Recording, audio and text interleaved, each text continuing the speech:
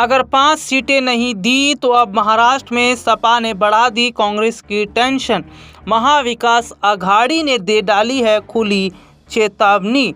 महाराष्ट्र में विपक्षी गठबंधन महाविकास आघाड़ी के घटक समाजवादी पार्टी ने शुक्रवार को चेतावनी दी है कि अगर शनिवार तक छोटे दल के साथ सीट बंटवारे पर बातचीत खत्म नहीं होती तो वो राज्य विधानसभा चुनाव के लिए 20-25 उम्मीदवार मैदान में उतारेगी।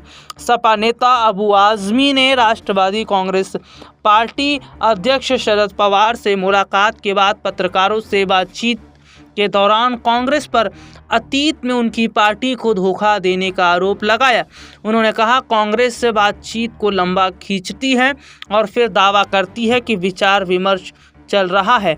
आजमी ने कहा कि सपा ने भायकला और वर्सोवा सीट पर दावा किया है।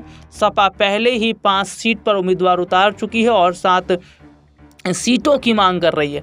आजमी ने कहा, शरद पवार साहब ने हमें कल तक का समय दिया है।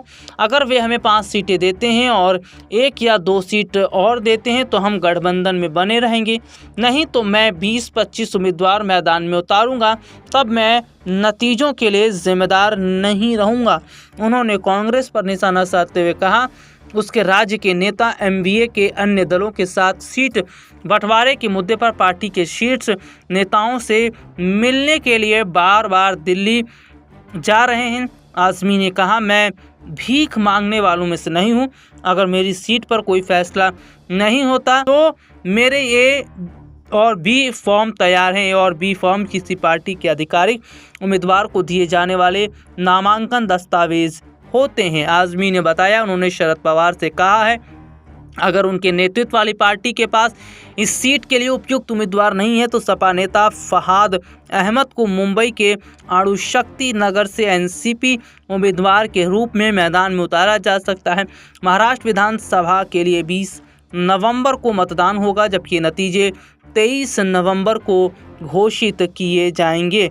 हालांकि अपने दर्शकों को बता दें कि उत्तर प्रदेश में भी समाजवादी पार्टी और कांग्रेस के बीच में सीट शेयरिंग को लेकर विवाद देखने को मिल रहा था।